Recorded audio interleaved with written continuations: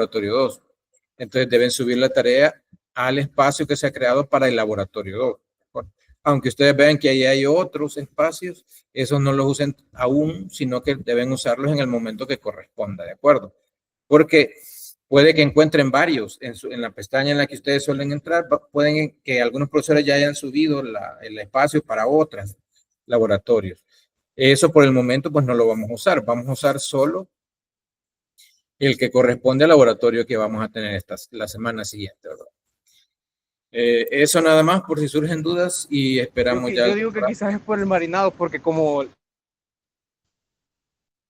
Perdón, alguien está hablando de marinado y no sé qué más, pero no sé si tiene que ver con con mis comentarios. Sí, si no, apaguen el micrófono hasta que tengan algún comentario que hacer. Ya no les quito más tiempo. No sé si el doctor Alas lo tenemos por acá.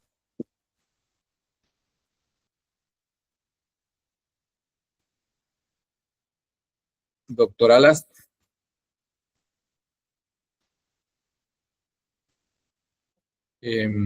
No nos responde, pero bueno, ya se va a incorporar, así que esperémoslo. Así que muchas gracias y siempre revisen lo que les escriben sus compañeros representantes. Gracias.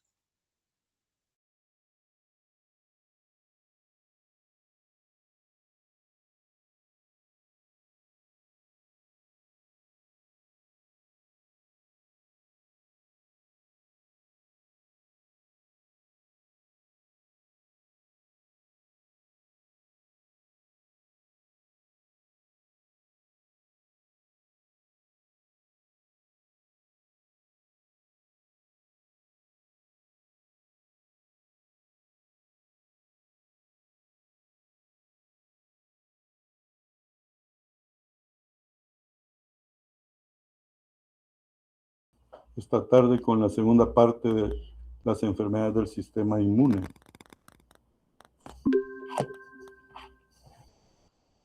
Espero que se oiga bien.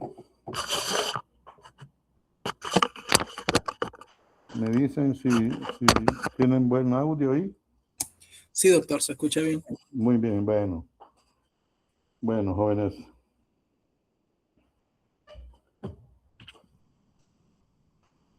Las enfermedades autoinmunes, ya habíamos hablado en la clase anterior de el problema que tenemos con el sistema inmunológico, en el sentido de que muchas veces no reconoce lo propio y entonces comienza a producirse lesiones de nuestras propias células y tejidos. Y pues estas son las enfermedades autoinmunes, ¿verdad? Y estas características que están aquí hay que tomarlas en cuenta porque, como vemos, se induce la enfermedad, progresa, muchas veces tiene remisiones esporádicas y recaídas, ¿verdad? Esto se ve prácticamente en las enfermedades autoinmunes, en el lupus eritematoso, sistémico, en muchas de las enfermedades autoinmunes, ¿verdad? Esta característica es importante. Las manifestaciones clínicas de las enfermedades inmunitarias están determinadas por la naturaleza de la respuesta inmunitaria. Habíamos hablado también que los mecanismos de respuesta que hablábamos de hipersensibilidad de tipo 1 hasta la 4, son, digamos, el esquema en donde las enfermedades autoinmunes se presentan, ¿verdad? O sea, ese es el mecanismo. Y ya vamos a ir viendo algunos detalles sobre esto. Las enfermedades, la autoinmunidad, pues son reacciones inmunitarias contra nuestros propios tejidos, nuestros antígenos. Y hay tres requisitos: presencia de una reacción autoinmune, o sea, definitivamente tenemos estudios clínicos, vemos en los pacientes con sus problemas de distintas, digamos, hematuria, pérdida de proteínas en la orina, etcétera, y vemos que tiene un problema probablemente autoinmune, entonces tiene que haber evidencia que tal reacción no sea secundaria a daños del tejido. O sea, puede haber enfermedades crónicas, ¿verdad? Hay siempre inflamaciones crónicas que pueden dar cambios que nos puedan hacer pensar en que hay una enfermedad autoinmune y la ausencia de otra causa bien definida de la enfermedad, ¿verdad? En esto, pues prácticamente tenemos que estar seguros de que clínicamente no vamos a tener trasfondo de algo que nos esté produciendo cambios que nos hagan pensar en una enfermedad autoinmune. Por ejemplo, sería el mejor ejemplo quizás es el lupus que se produce en el contexto de la ingesta de hidralazina, por ejemplo, ¿verdad? Prácticamente la enfermedad, pues clínicamente parece eso, pero al retirar el fármaco, pues prácticamente desaparece, ¿verdad? Entonces, eso significa que hay una causa, ¿verdad?, que está produciendo esa enfermedad y por lo tanto al quitar esa causa, en este caso un medicamento, remiten los síntomas y todo. Entonces, esto significaría que no es una enfermedad autoinmune propiamente, ¿verdad? Aunque parezca y tenga los aspectos clínicos y todo, no vamos a considerarla como una enfermedad autoinmune, porque al quitar, por ejemplo, en ese caso, el medicamento, desaparecen las manifestaciones, ¿verdad? Y aquí tenemos lo que hablábamos de que los tipos de hipersensibilidad condicionan pues lesiones, ¿verdad? Algunas pues son evidentes, otras prácticamente no. Por ejemplo, en la hipersensibilidad inmediata, prácticamente esa no la vamos a considerar como que provoca una enfermedad autoinmune, ¿verdad? Porque la hipersensibilidad tipo 1 es una reacción de exceso de activación del sistema inmune por generalmente antígenos externos, ¿verdad? Antígenos del ambiente. Y no vamos a tener una lesión propiamente, como para decir que esta lesión va a ir avanzando, va a remitir, se va a agravar y etcétera, ¿verdad? Como se ha mencionado en las primeras características de las enfermedades autoinmunes. Pero a partir de la hipersensibilidad citotóxica sí ya se encuentran casos y entidades que ya tienen los requisitos para considerarlas como una enfermedad autoinmune, ¿verdad? Por ejemplo, en la anemia hemolítica, ¿verdad? En la lesión histopatológica que vamos a encontrar aquí son fagocitosis y lisis de las células, inflamación en algunas de las enfermedades y alteraciones funcionales sin lesión tisular. Como estoy hablando de la anemia hemolítica, estamos hablando de lesión que va a alisar los glóbulos rojos.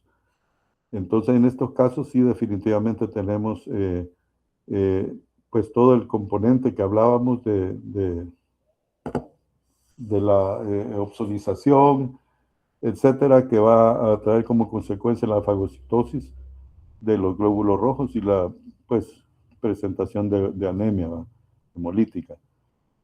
Aquí se mencionan en las lesiones histopatológicas algo interesante que dice alteraciones funcionales sin lesión tisular, ¿verdad?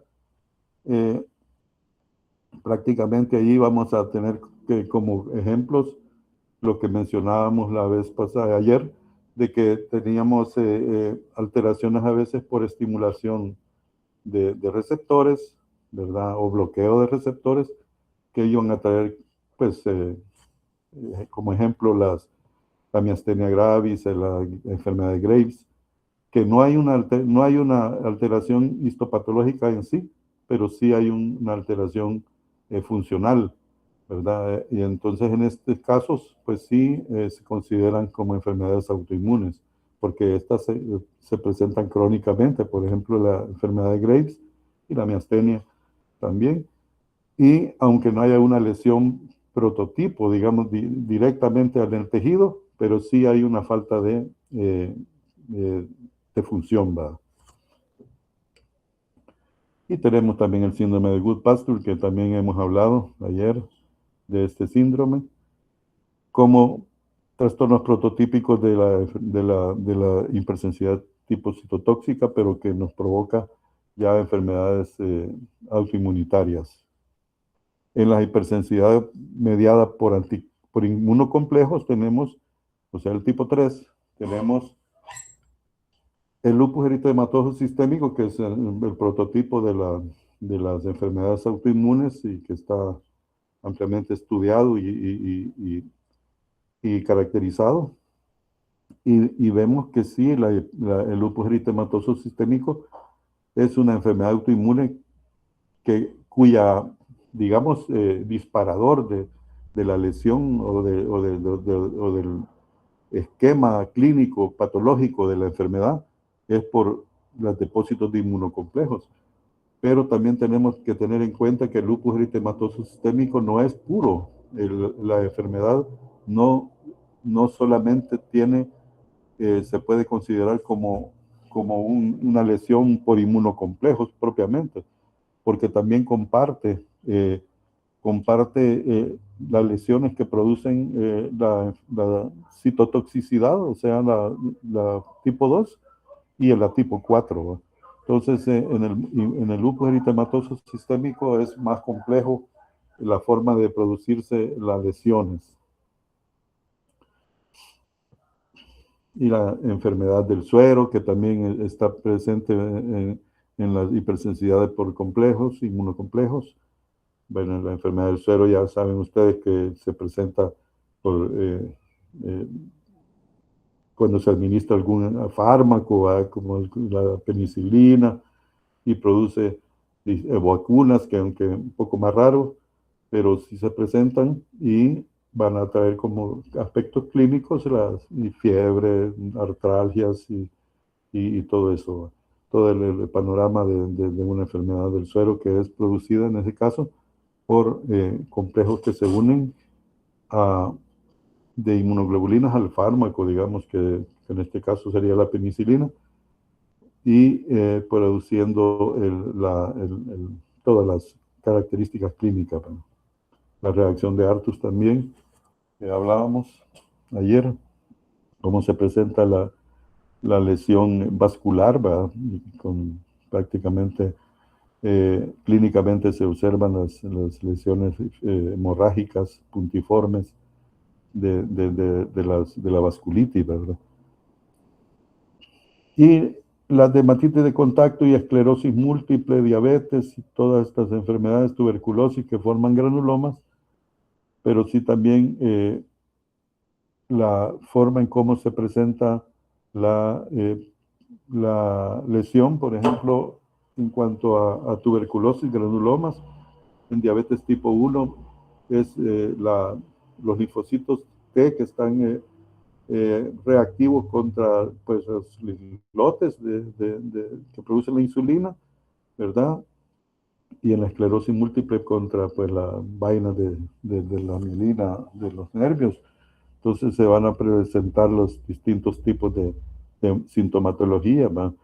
La esclerosis múltiple, fallas oculares por los problemas de los nervios oculares, pues dolores musculares, pérdida de sensibilidad y una serie de elementos clínicos que se presentan, que no vamos a ahondar porque solo es para ir poco a poco planteando el esquema general de todas las enfermedades. Enfermedad específica de un órgano. Respuesta inmunitaria dirigida contra un órgano o tejido específico determinado. En estos casos son que la respuesta, la lesión autoinmunitaria está presente en un órgano específico.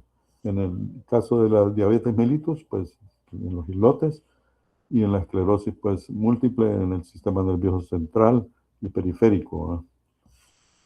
En la enfermedad generalizada O sistémica, pues las reacciones autoinmunitarias en contra de antígenos diseminados, ¿no? Y el ejemplo clásico es el lupus eritematoso sistémico.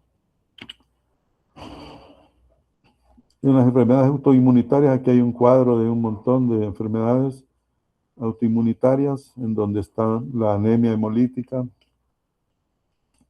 La anemia hemolítica, ya hemos hablado, la trombocitopenia autoinmunitaria, que también es en base a pues, anticuerpos que se forman contra los antígenos nuestros propios de los megacariocitos y plaquetas, de la anemia, en la anemia de los glóbulos rojos, en la gastritis atrófica, en la mucosa gástrica, que vamos a traer como consecuencia la anemia perniciosa, ¿verdad? La miastenia grave o gravis, como definitivamente tenemos el bloqueo de los receptores acetilcolinérgicos en la placa distal de músculo nervioso.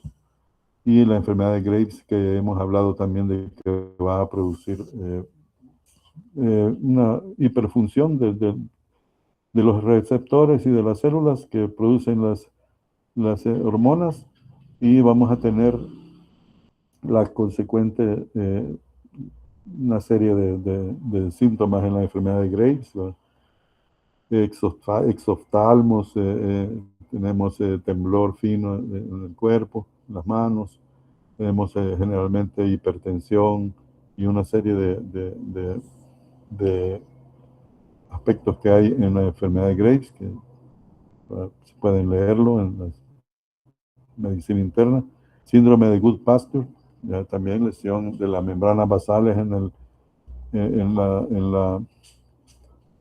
el sistema respiratorio y en el renal, en los glomérulos, con las consecuentes manifestaciones clínicas.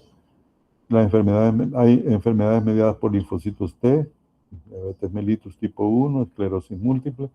Esas son enfermedades que van a tener como consecuencia las lesiones de las células que van a producir, en el caso de la diabetes, la insulina, y esclerosis, la protección de los nervios por las vainas protectoras de los nervios, ¿va? También tenemos aquí en la parte esta las sistémicas, por ejemplo, en el caso de las mediadas por linfocitos T, artritis reumatoide, esclerosis sistémica, que no hay que confundirla con la esclerosis múltiple, ¿no?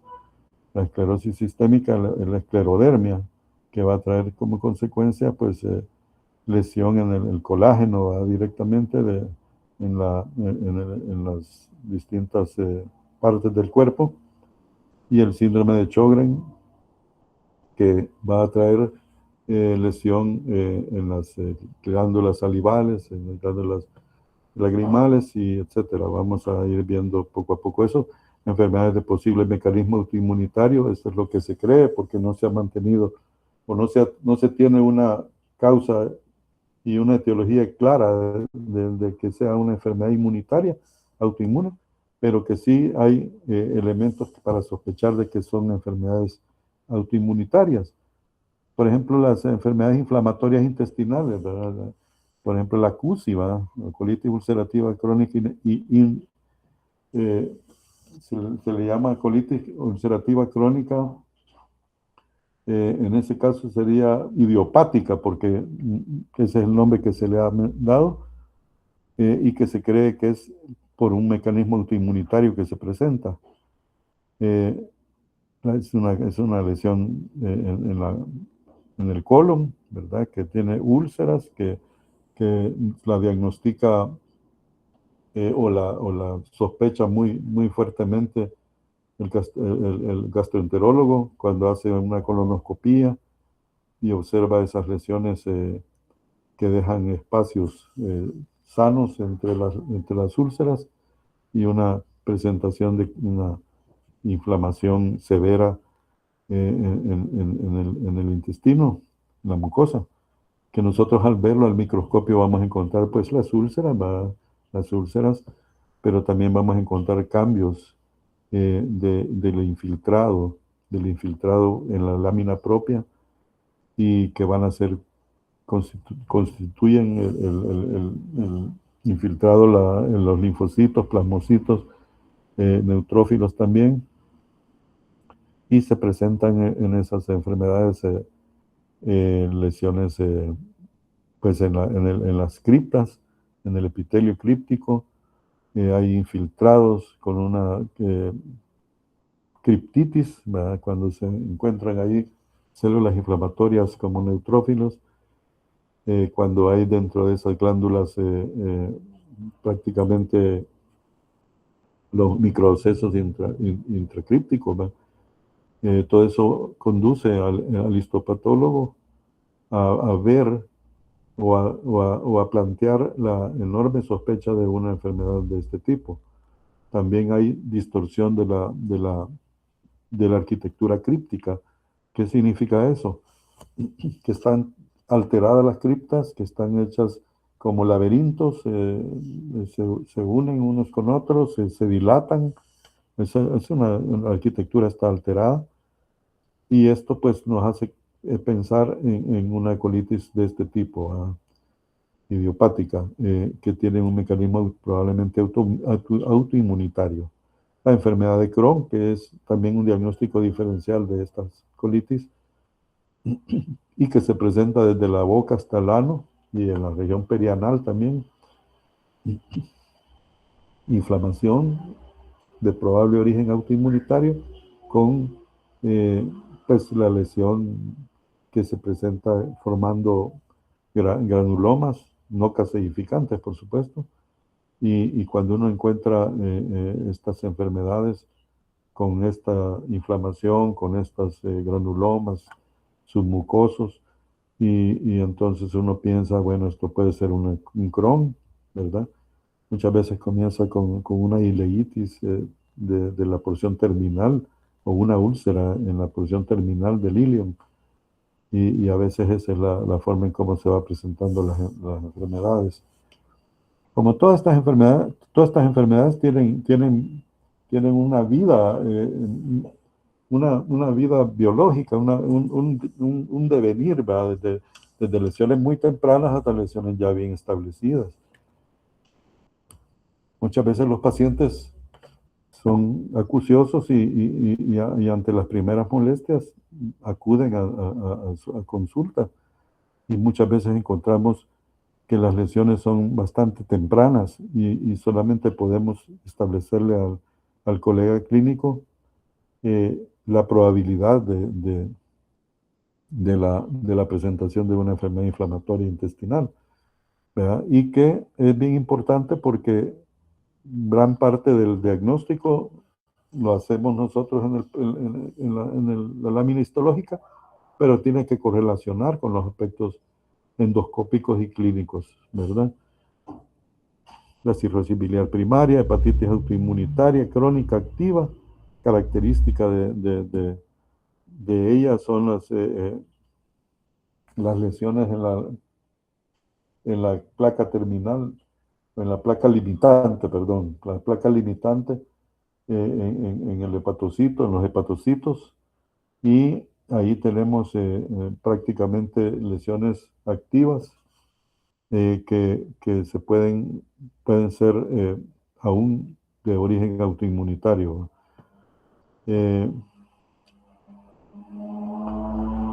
También tenemos en la sistémica panarteritis nudosa, o sea, hay una inflamación de todo el espesor de la pared de las arterias, y las miopatías inflamatorias también. Tolerancia inmunológica, estado en el cual el individuo es incapaz de desarrollar una respuesta inmunitaria ante un antígeno específico. Puede clasificarse en dos puntos, la tolerancia central y la tolerancia periférica. La tolerancia inmunológica, pues es fundamental, ¿verdad? Porque nosotros tenemos que tener tolerancia hacia nuestras ciertas células nuestras, las propias, y poder tener un estado inmunológico bajo para que no dañe las células. Esto pues es un proceso que se presenta en nuestro sistema inmunológico y se clasifica en una parte central y una periférica. La parte central va a estar contemplada en el timo, ¿verdad? Y en la médula ósea. Y la periférica, pues, fuera de los órganos de estas dos partes centrales. ¿Cómo se presenta esto? Vean que, vean que en la tolerancia central,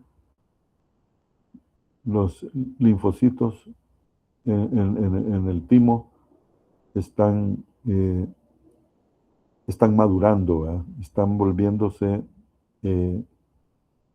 inmunocompetentes y eso pues a lo largo de un proceso de maduración.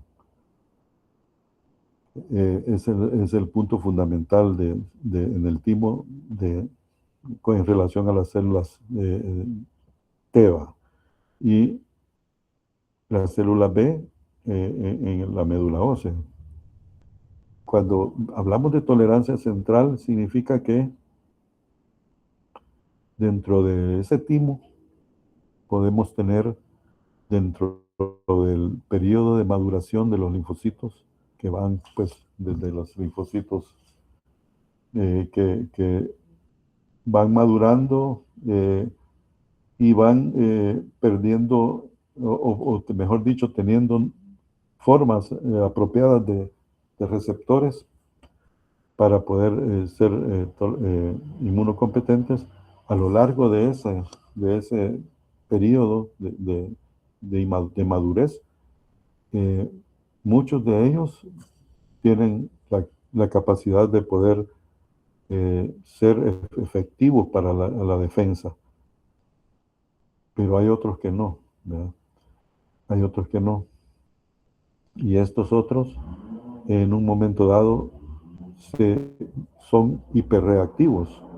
Entonces, en un momento dado tienen que controlarse a estos linfocitos porque ellos, al ser hiperreactivos, sus receptores van a ser propensos a dañarnos.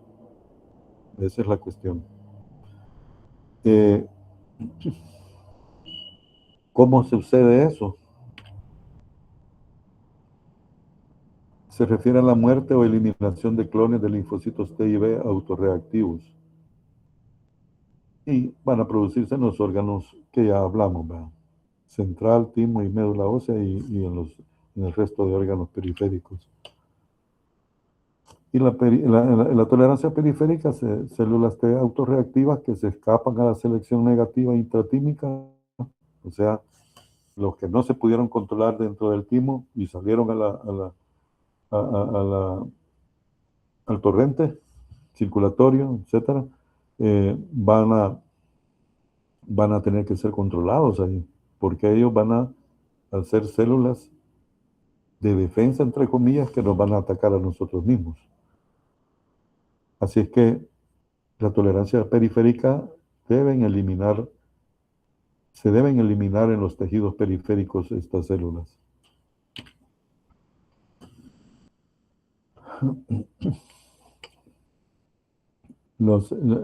Existen varios mecanismos de seguridad que eliminan a las células autorreactivas, ¿no? Esto es en forma general.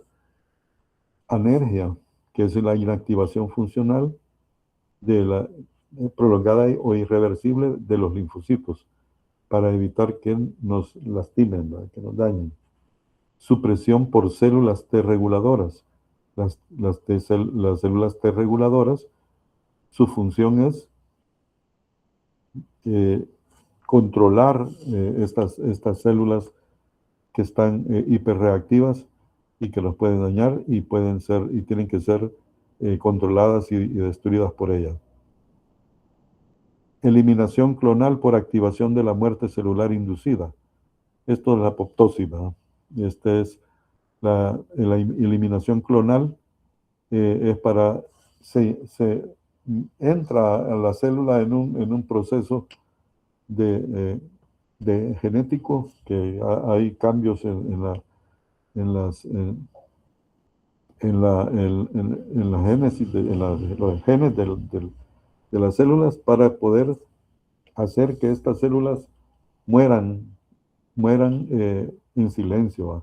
Porque la muerte celular inducida es la muerte por apoptosis, o sea que es la muerte que no provoca una reacción inflamatoria.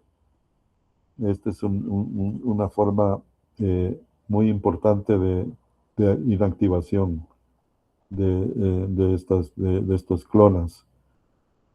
Estas se dan en distintos sitios del organismo para poder controlar las células que ya están senescentes y que en un momento dado pueden tener mutaciones y tienen que ser enviadas a descansar, a morir calladamente.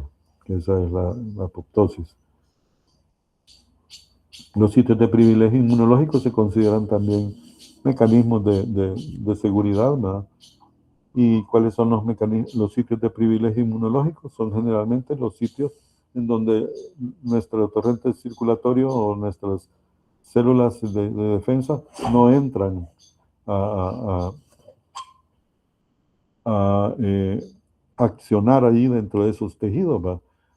Y, por ejemplo, pues en el ojo, ¿va? En el sistema nervioso central, en el testículo, ¿verdad? Entonces, son sitios de privilegio inmunológico porque no se ponen en contacto con los inmunoglobulinas y con los linfocitos T reactivos que pueden lesionar estos sitios privilegiados de daño, ¿no? Entonces, estos son los mecanismos de seguridad que se tienen. Y aquí tenemos, ¿verdad? Aquí está el timo y la médula ósea, y vemos en el timo, aquí está, digamos, la profesora, la maestra, que es una célula, ¿verdad? Que ya conocen ustedes, presentadora de antígenos. Y esta célula le presenta los antígenos a los linfocitos T que se van a madurar, que van a ir madurando. Pero miren, la maestra también presenta estos antígenos propios de nuestro organismo, porque ella tiene el código, digamos, el archivo de cómo son nuestros tejidos, para que los conozcan y no vayan a accionar contra estos tejidos. Entonces las células estas tienen que entender, ¿verdad? Que hay células que no pueden tocar y células y otras células que sí, dependiendo de los cambios que puedan tener, mutacionales, etcétera, que las convierten en extrañas.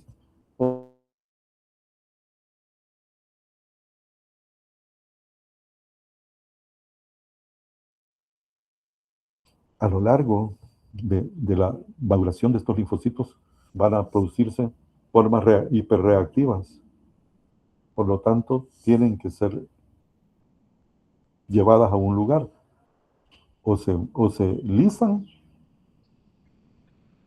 o se convierten en células T reguladoras. El mecanismo bioquímico y exacto de cómo van estas células hiperreactivas en un sentido o en otro, todavía no está aclarado, ¿verdad? No hay elementos suficientes para saber por qué, cómo, en qué vía van los linfocitos que a lo largo de su maduración, se han hecho hiperreactivos y que o se tienen que eliminar o se tienen que hacer T reguladoras. Los linfocitos T reguladores son los que en un momento dado los receptores de células T son cambiados o son modificados para que ya no sean hiperreactivos. O la vía de que si aquel linfocito es hiperreactivo, debe de ser eliminado. Esto es entonces el control que se da en esta escuela, digamos, por decirlo así, la academia, donde los linfocitos T tienen que aprender y si no aprenden, o se mueren o se convierten en otros tipos de linfocitos que son los linfocitos reguladores. Algunas células se van para fuera del torrente y entonces ya en el torrente tienen que ser eliminados, ¿verdad? Por supresión por los T reguladores, siempre en armonía con la presentación de los antígenos. Aquí la célula presentadora de antígenos presenta antígenos propios y produce anergia para, en los casos necesarios, para como un mecanismo de defensa o eliminación, ¿verdad? En la médula ósea se dan los linfocitos B. En los linfocitos B se le llama edición del receptor cuando de alguna manera se cambia el receptor por un receptor menos reactivo y este receptor, el linfocito B puede ser ya una vez controlada su hiperreactividad, ya se le controló su accionar demasiado impetuoso, ¿va? Entonces se logra hacer que se madure, ¿va? Y que vaya a desarrollar células inmunocompetentes, que ustedes bien saben cuáles son las células inmunocompetentes en la línea B que hablábamos ayer, que van madurando poco a poco hasta llegar a células plasmáticas y que ahí ellas producen pues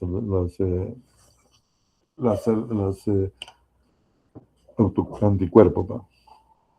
Bien, espérense que ya me cansé de la garganta un poco, he estado un poco mal de la garganta, y como yo me emociono cuando hablo de todo esto.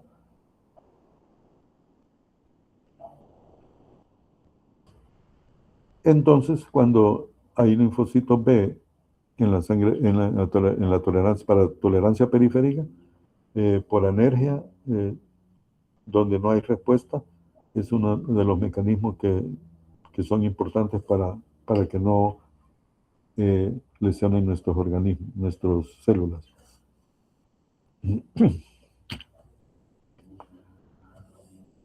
La mayoría de enfermedades inmunitarias muestran fuerte predisposición genética. Los genes asociados con autoinmunidad son los genes del antígeno leucocitario humano. Papel de las infecciones.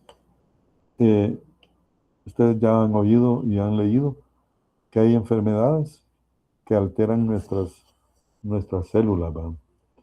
Y entonces estos provocan un estado molecular que puede confundir al sistema de defensa y entonces lesionar los tejidos. Muchas enfermedades autoinmunes se asocian a infecciones. Los microbios pueden expresar antígenos con la misma secuencia de aminoácidos que los antígenos propios. Este fenómeno, este parecido molecular, hace que muchas veces los linfocitos se confundan de las lecciones que le dio la célula presentadora de antígeno allá en el timo o en la médula ósea, dependiendo de qué tipo de linfocitos son, y van a actuar en una forma que pueden producir lesión propia de nuestras células por este fenómeno que se denomina mimetismo molecular, o sea, el parecido al molecular que hacen estos microorganismos en nuestras secuencias de aminoácidos de nuestros tejidos.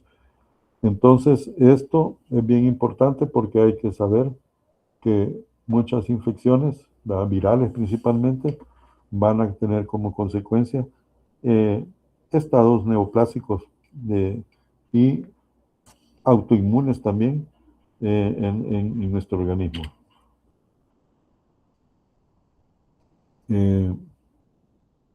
Ya cuando hablamos de hipersensibilidad por inmunocomplejos, el lupus eritematoso sistémico es digamos, el prototipo. pero ya hemos hablado claramente de que no es puro el mecanismo de lesión tisular del lupus eritematoso sistémico, no es típico, o decir, prototípico, solamente del mecanismo de inmunocomplejos, o sea, de la hipersensibilidad tipo 3, sino que también participan dentro del lupus eritematoso también formas de citotóxicas y formas también de reactividad por linfocitos. Prototipo de enfermedad multisistémica de origen autoinmune, caracterizada por conjunto de autoanticuerpos antinucleares, ¿verdad? ANA, de comienzo agudo, insidioso, se presenta con fiebre, lesiones en la piel, articulaciones, riñones y membranas serosas. Vean todas los sitios donde el lupus eritematoso sistémico actúa. ¿Y por qué actúa así? Hablábamos ayer de cómo inmunocomplejos van en la sangre y van a trabarse donde quieren, ¿verdad? Prácticamente en los lugares donde hay mucha filtración, por ejemplo en el riñón, ¿verdad? En la piel, articulaciones, donde hay este tipo de vasos sanguíneos que van a producir lesión vascular, y entonces vamos a tener todas las lesiones en distintos sitios, aún en las membranas serosas. El defecto fundamental es un fallo en el mecanismo que mantiene la tolerancia a lo propio. Los anticuerpos antinucleares están dirigidos contra varios antígenos nucleares. ¿Cuáles son esas formas o estructuras nucleares que lastiman? Anti-DNA frente a histonas o en los nucleólogos.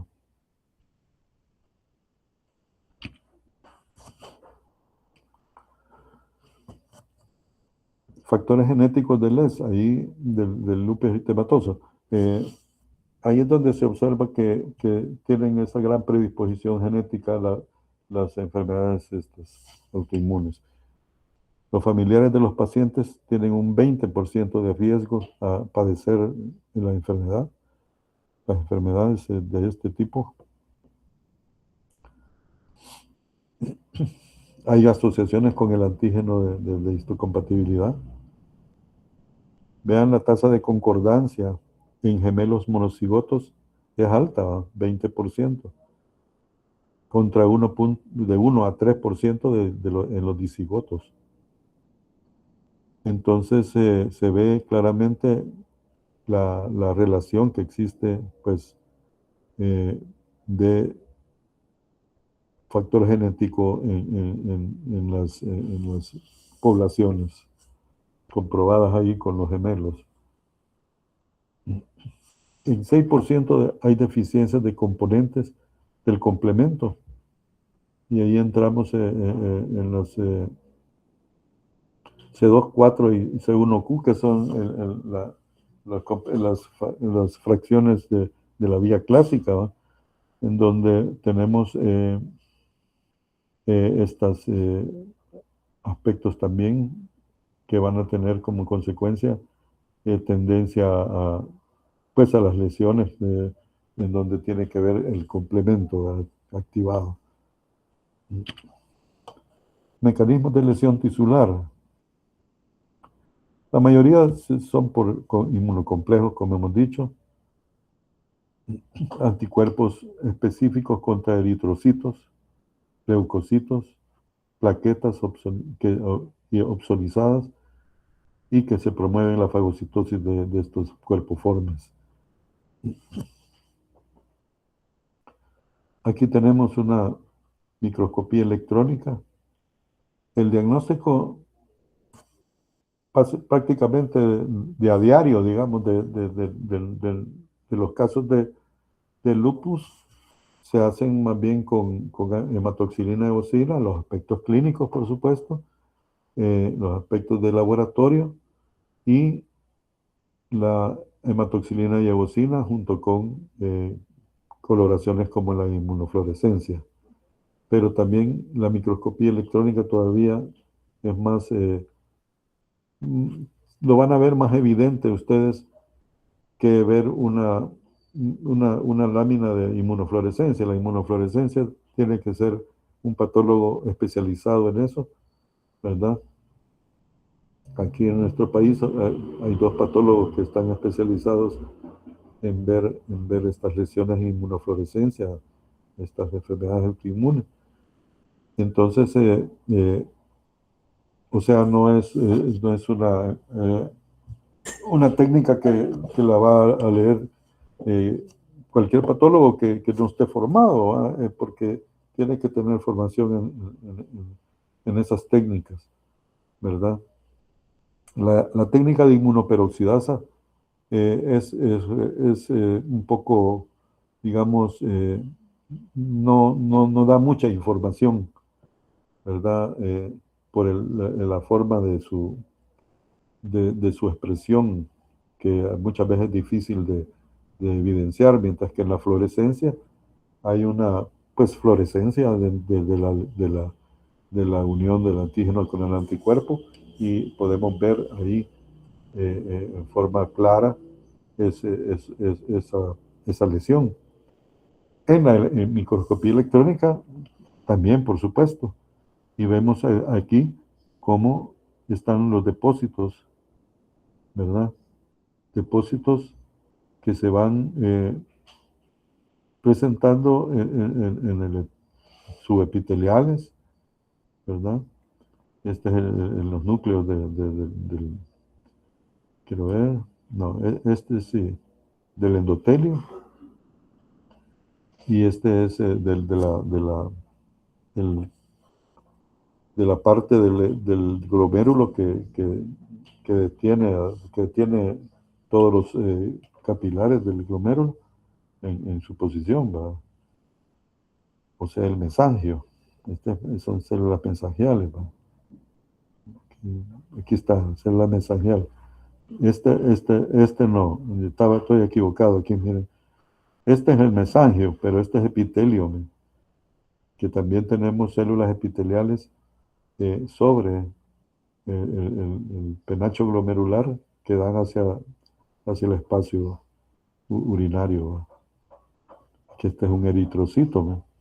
Y esta es la membrana basal. Y aquí están los depósitos, ¿verdad?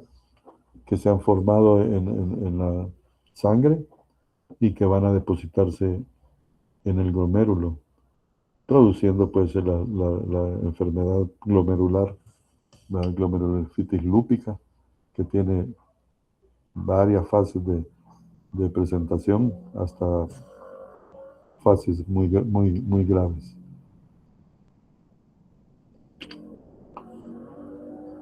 También se presenta pericarditis, que puede ser asintomática o sintomática.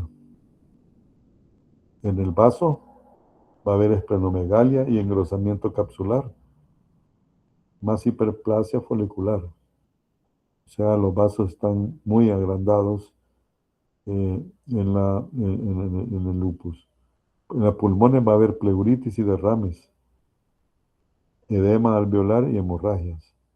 Lupus inducido por fármacos también hay. Pueden haber las personas con alelos HLA-DR4, ¿verdad? Y tienen mayor riesgo que se presenten este tipo de lupus inducido por fármacos como la hidralazina, y que al quitarlos pues se remite las lesiones, ¿no? O sea, viene siendo como un lupus inducido nomás. No es una verdadera enfermedad autoinmune, porque al quitar la hidralazina, estos hallazgos pues, clínicos y morfológicos en un microscopio se remiten, ¿verdad? Ya decíamos que la enfermedad autoinmune tiene que persistir, se pone grave, se pasa un periodo quiescente, luego vuelve a salir y está en crisis, así que realmente enfermedades crónicas, ¿verdad? Que van en un momento dado lesionando los tejidos donde se presenta la lesión autoinmune. Síndrome de Sjögren, que le faltan 2 puntitos a la O, es Sjögren. Y este síndrome, pues va, como hemos hablado, ya a lesionar, pues produciendo en las glándulas salivales y lagrimales, pues lesión, que van a traer como consecuencia, pues sequedad ocular, o sea, queratoconjuntivitis, y sequedad en la boca, la serostomía. Hay destrucción inmunitaria de las glándulas salivales y lagrimales por linfocitos T, hablábamos. Infiltración linfocítica, gracias, y fibrosis de las glándulas. O sea, ese infiltrado linfocítico va lesionando el parénquima de esas glándulas y va produciendo fibrosis y disminución de la función de esas glándulas. Lo que trae como consecuencia los aspectos clínicos que ya hemos dicho.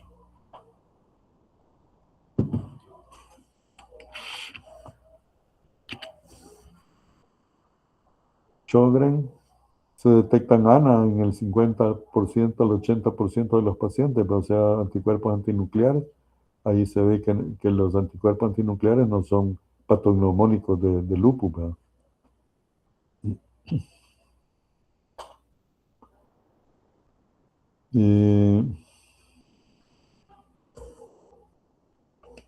Lo más importantes son los anticuerpos dirigidos contra los antígenos ribonucleoproteicos, SSA y SSB, que se detectan hasta en el 90% de los casos para su diagnóstico preciso, ¿verdad?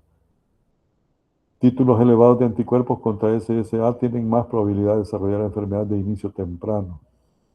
Allá se hace la diferencia entre los antígenos SSA y SSB, ¿van? Conforme a la presentación temprana de la enfermedad. Y aquí se ve, pues, definitivamente una paciente que tiene glándulas salivales que están, pues, en problemas de inflamación autoinmune. Generalmente, el diagnóstico del Sjögren se hace en las glándulas mucosas, en las glándulas salivales, pero de la boca, de las mucosas, ¿verdad? No en las glándulas salivales grandes, ¿verdad? Submaxilares o parótidas, etc. Más bien se hace en las biopsias de la mucosa oral. Ahí es donde se encuentran las glándulas salivales y ahí es donde se observa con más precisión la relación que existe entre los linfocitos, entre este infiltrado inflamatorio que está lesionando con las glándulas, con las células de las glándulas salivales.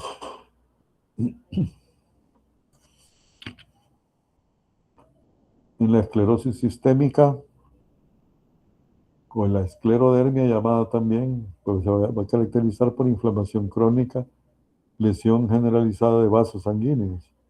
Hay fibrosis intersticial y perivascular progresiva en la piel y múltiples órganos, por eso la piel se vuelve acartonada prácticamente, ¿verdad?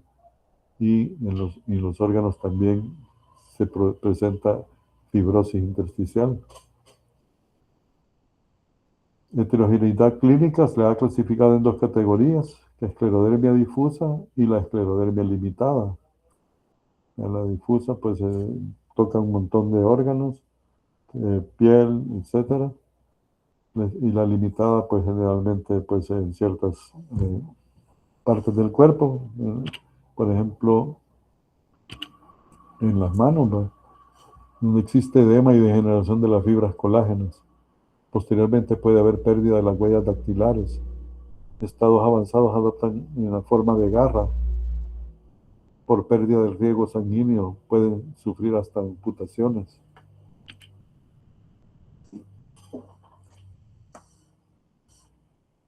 La esclerodermia difusa, afectación cutánea generalizada al inicio con progresión rápida y afectación visceral temprana.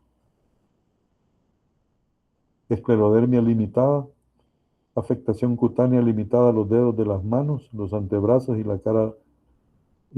La afectación visceral es tardía. Entonces, en la esclerodermia limitada es la que vamos a encontrar la fase del jugador de póker, ¿no? O sea, inexpresiva, porque está prácticamente engrosada. Y las manos que se vuelven como garras, ¿no? Prácticamente.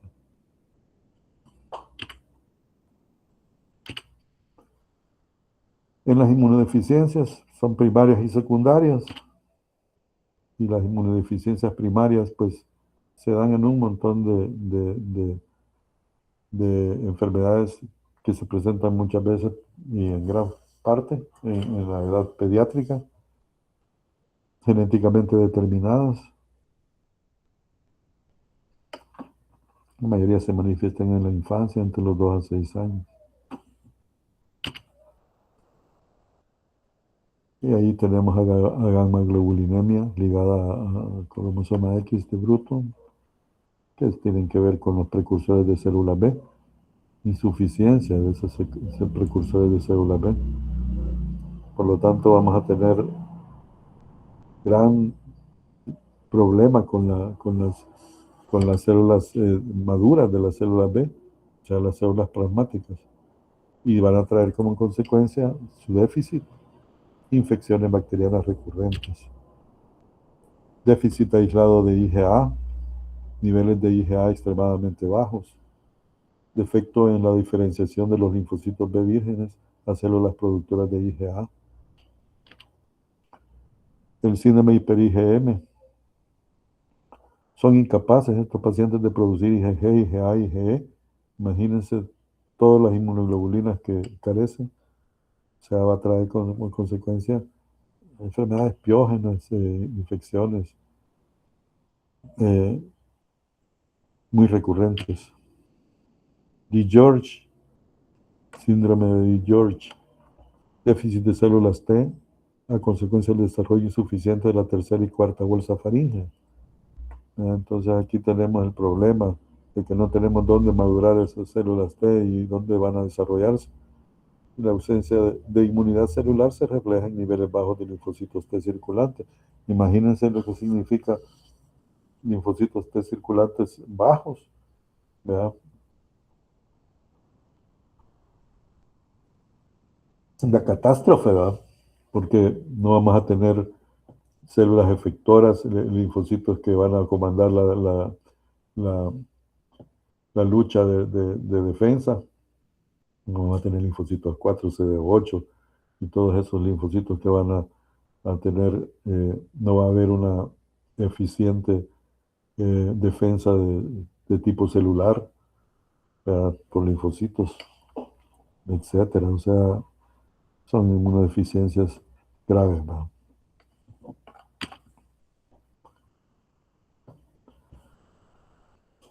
Y la enfermedad combinada grave, inmunodeficiencia, que son distintas inmunodeficiencias que se presentan. La causa habitual de esta inmunodeficiencia es la autosómica recesiva. Y hay una enzima ahí que está deficiente, la adenosina desaminasa. Nada. Y así hay otras.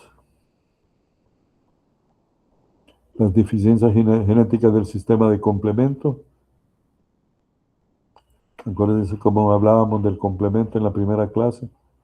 La maravilla de defensa que es el complemento, pero también maravilla, y no tan maravilla, pero sí efectiva para poder lesionarnos, ¿verdad? Porque el complemento participa de todas esas injurias que nos damos a nosotros mismos en las enfermedades autoinmunes.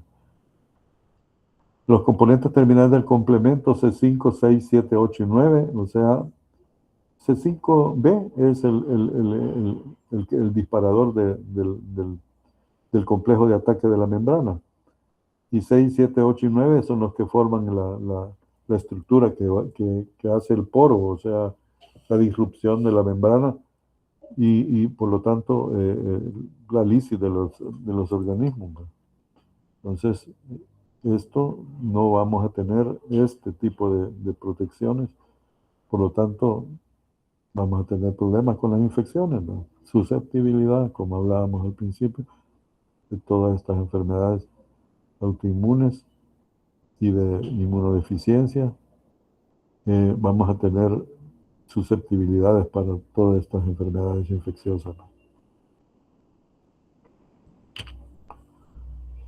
Las secundarias, ya van a ver las causas de inmunodeficiencia secundarias adquiridas, es por virus de la inmunodeficiencia humana, irradiación de quimioterapia en cáncer, afectación de médula ósea por cánceres.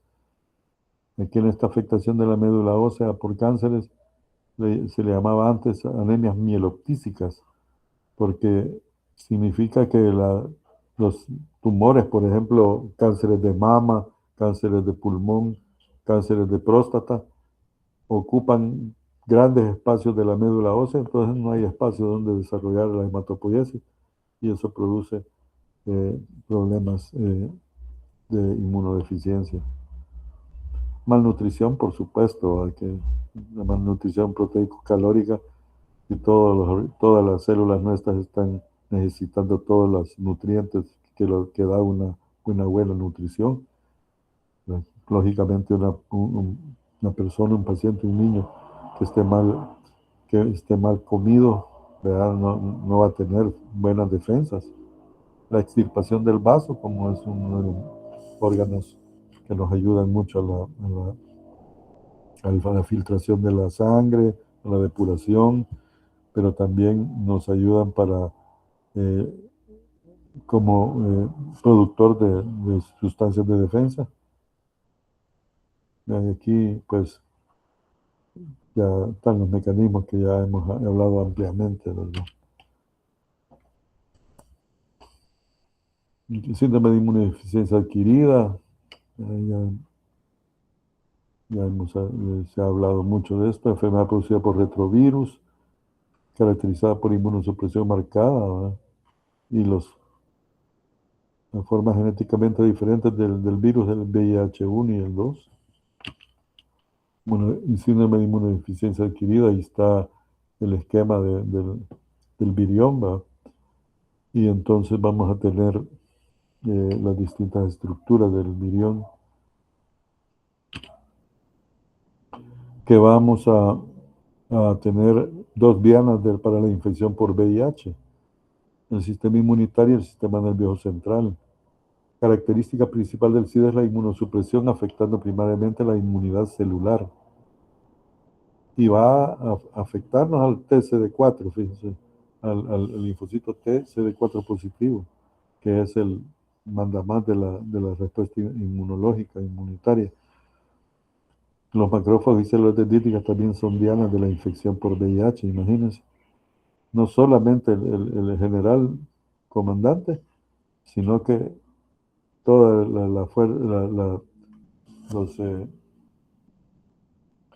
el sistema de inteligencia, ¿verdad? Porque el macrófagos y dendríticas son el equipo de inteligencia del ejército, ¿verdad? Porque ahí es donde les dicen todo cómo son los microbios, cómo están estructuradas las células normales y cómo pueden ser mutadas las células y hay que destruirlas.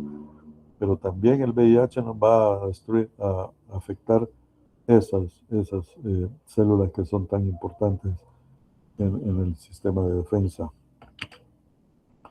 Aquí vemos cómo los virus penetran en el epitelio mucoso, cómo básicamente afectan los linfocitos TCD4, las dendríticas, se transportan a los ganglios estos virus, se produce viremia, ¿verdad? A partir de la infestación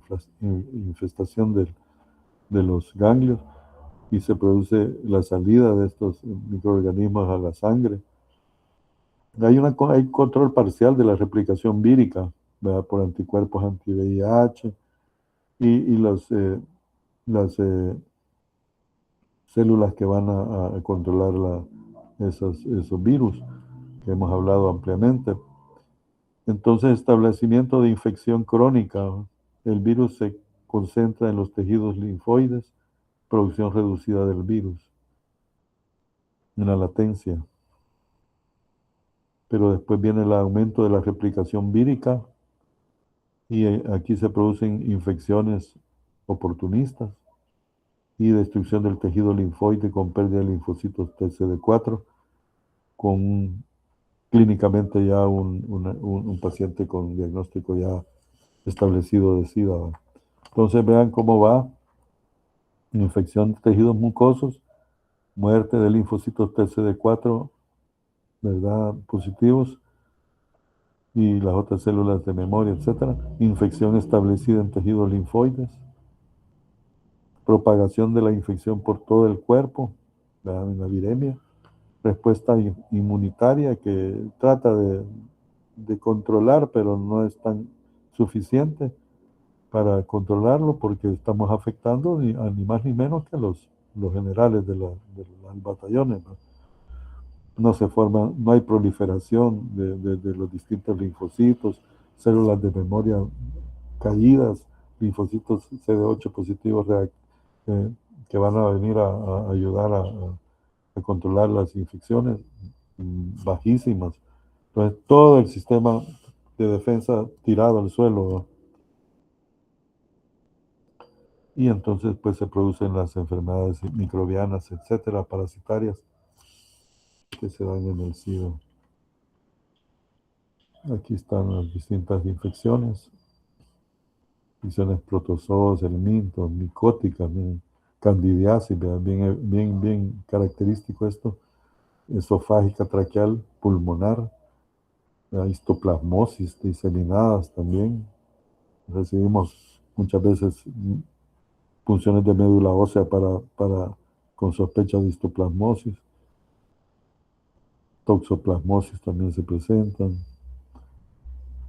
Y las infecciones bacterianas, salmonelas diseminadas, micobacterias atípicas, etcétera, infecciones víricas de distintos tipos de virus, herpes simple, varicela zoster, neoplasias como el sarcoma de Kaposi, que es una neoplasia muy característica en el SIDA y que tiene características histológicas bien puntuales y muy orientadoras desde el diagnóstico, lógicamente que en correlación con todos los aspectos clínicos.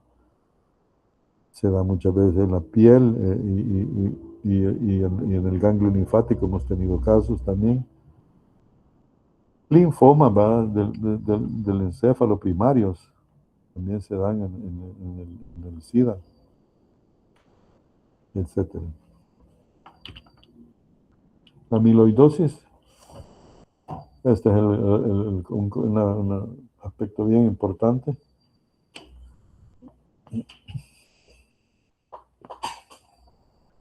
La amiloidosis pues es el trastorno asociado a varias enfermedades hereditarias o inflamatorias en las que el depósito extracelular de proteínas fibrilares es responsable del daño tisular.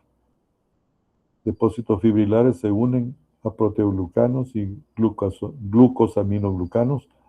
La presencia de grupos de moléculas de azúcar se les denomina amiloide, porque estas moléculas de azúcar dan una imagen tintoria. En el pasado se veía que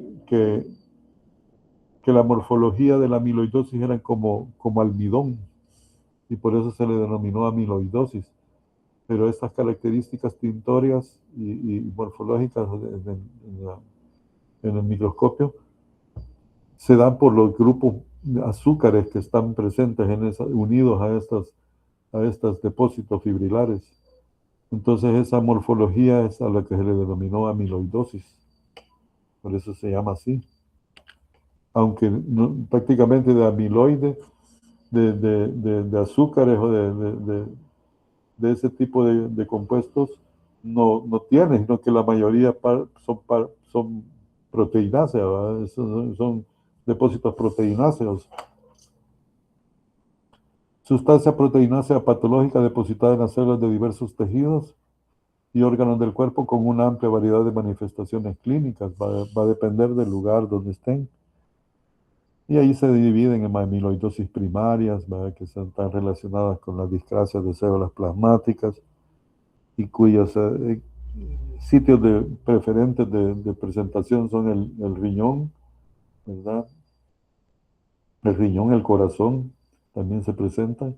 En el riñón andan ahí por un 70%, en el corazón como un 50%, produciéndole pues las características en la amiloidosis. Vamos a tener en el riñón pérdida de proteínas, un síndrome nefrótico, ¿eh?, con pérdida de proteínas y todas las características de un síndrome nefrótico.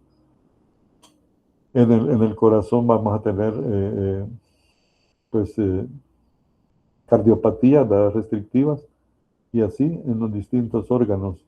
En la lengua, por ejemplo, si es una forma de este tipo, vamos a tener macroglosia, que es una característica bien distintiva de la amiloidosis, la macroglosia, porque se depositan en la lengua grandes cantidades de este tipo de amiloides, de proteínas plegadas, y entonces vamos a tener esa morfología clínica que los clínicos, cuando ven la macroglosia, ven el paciente que tiene problemas urinarios y que tiene problemas de cardiopatías, entonces piensan en este tipo de enfermedad, amiloidosis. Para nosotros los patólogos que vemos estas biopsias, tenemos varias formas de verlo. Ya vamos bien. Son fibrillas de proteínas que son las más comunes identificadas, son la AL, cadena ligera, que son derivadas de las células plasmáticas.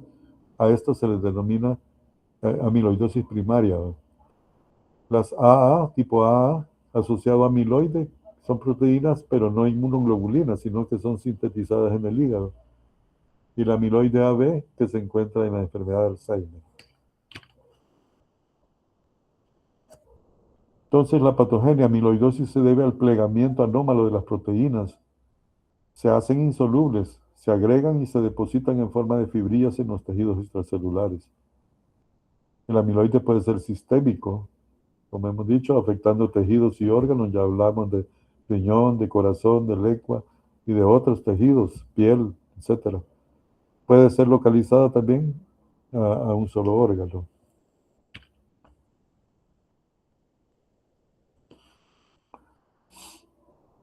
Entonces se clasifica en amiloidosis primaria cuando se asocia a células plasmáticas. Amiloidosis secundaria cuando se produce como complicación de un proceso inflamatorio. Procesos inflamatorios crónicos de larga evolución hacen este tipo de amiloidosis secundarias. Por ejemplo, digamos la TB, infecciones crónicas de larga evolución pueden producir amiloidosis. Y la amiloidosis hereditaria o familiar, que ya es un grupo separado, que es hereditario, ¿no? También la amiloidosis asociada a hemodiálisis también se puede presentar en este tipo de pacientes que tienen que hacerse hemodiálisis cada semana y entonces pueden sufrir amiloidosis, ¿verdad? Y la amiloidosis en este caso localizada, vean, aquí en los vasos se observa esta coloración que es el amiloide que está depositado en estos vasos sanguíneos. La localizada puede ser encontrarse en pulmón, laringe, piel, lengua, vejiga y vejiga urinaria. Este es un caso de nuestro departamento, de una mujer de 80 años con un diagnóstico previo de mieloma múltiple. Era una biopsia axilar, porque el clínico estaba sospechando un plasmocitoma. Lógicamente, tenía un diagnóstico ya de mieloma múltiple, se pensó de que podía tener infiltración de mieloma fuera de la médula ósea, en el tejido blandos, y a ese sitio se le denomina plasmocitoma, ¿va? Aunque provenga de un mieloma múltiple ya diagnosticado en médula ósea. Entonces, vimos aquí la hematoxilina y eosina, miren, de esa biopsia axilar. Pero entonces observamos esta coloración muy eosinófila, ¿va? Demasiado eosinófila, y ya con el antecedente de que la paciente tenía previamente un mieloma múltiple, sospechamos de que podía ser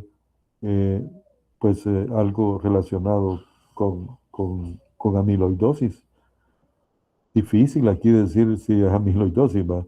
Solo por el hecho de que estén bien coloreaditas las células estas aquí como o formas de depósitos, ¿verdad? Porque en algunas se miran como depósitos y en otras se miran como células, pero esa lleva a confusión. Entonces esto, pues en hematoxilina y eosina, pues solamente uno puede correlacionarlo principalmente por los datos importantes de los antecedentes. Vean entonces la importancia que ustedes cuando tomen biopsias tienen que dar todos los datos clínicos, porque ya hemos recibido en el departamento y con cierta frecuencia casos en donde solo va el nombre del paciente, tal vez le ponen hombre o mujer, y si se llama un nombre como que se usa en ambos sexos, no sabe uno y no le ponen si es hombre o mujer. Entonces tiene uno que ir a ver a los archivos que tenemos, archivos clínicos de patología, todos los elementos clínicos que puedan tener, o si hay estudios previos, y entonces todo eso atrasa el diagnóstico. Muchas veces los diagnósticos han sido hechos fuera de la institución, no se tiene conocimiento, y todo eso atrasa y complica los diagnósticos. Entonces díganme ustedes, vaya, imagínense ustedes que yo no tuviera el dato de que la paciente haya tenido previamente un mieloma múltiple, y veo esto en la médula, en la axila, y el clínico me está diciendo, mira, es que estoy sospechando un plasmocitoma ahí, ¿verdad?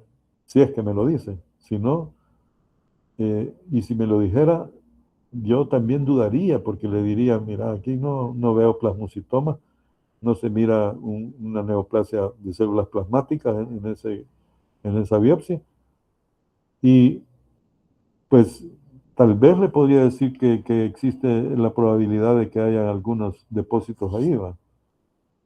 Pero ya con el antecedente que tiene la paciente de un mieloma múltiple, esto se da vuelta completamente, porque nos enciende la lucecita, y entonces ya decimos, no, hombre, esto es cierto que no hay plasmocitoma, hay un mieloma múltiple, tenemos unos depósitos ahí medio amorfos, muy eosinófilos. Esto podría corresponder a depósitos de amiloide. Hagámosle un rojo Congo y le hacemos un rojo Congo, miren. Entonces, estas chibolitas que miraban aquí de depósitos, con el rojo Congo están bien demostradas aquí. Si le hacemos le ponemos un filtro birrefringente, vamos a ver una coloración de color verde manzana, una luz polarizada, ¿no? Podríamos ver eso. Hoy precisamente estábamos viendo en un caso con luz polarizada de un paciente también que tenía pues la sospecha, eh, había una lesión de la lengua, en la lengua, y pudimos ver las lesiones de ese tipo en color de verde manzana, ¿no? Entonces todo eso ayuda pues en el diagnóstico, pero el rojo Congo es bastante útil. Miren, aquí ven ustedes bien demostrado el amiloide, ¿verdad? Pues que corresponde a esto, miren. Ya, esta parte de aquí está, miren. Aquí en hematoxilina eosina se logra medio ver, ¿ve? Es decir, no es que no logre medio ver, se mira bien, pero uno duda de que pueda ser también amiloide, ¿va? Porque la coloración es HIE. Ya en el rojo Congo ya cambia porque es más específico para amiloide. Y aquí vemos cómo el amiloide está siendo o queriendo ser fagocitado por estas células gigantes que son pues histocitos o macrófagos que han sido adaptados para poder englobar esas sustancias, ¿no? Súper interesante, así es. Bien, jóvenes, sigamos adelante. Y aquí pueden ustedes encontrar más desde lo que hemos hablado. Y ahí estamos. Cualquier pregunta, háganmela ahorita o me la ponen en la plataforma y entonces ahí vamos a responder cualquier inquietud, porque es un área demasiado amplia, bastante compleja y, y se puede tocar algunos aspectos nomás en una hora y cuánto. Caramba, se fue casi una hora y media en hablar. Pero les agradezco su atención, ¿verdad? Y esperemos que a la hora de las preguntas, que se las voy a hacer en una forma muy objetiva, no se preocupen, van a salir bien, pero hay que ser muy estudiosos, jóvenes. Sigan adelante.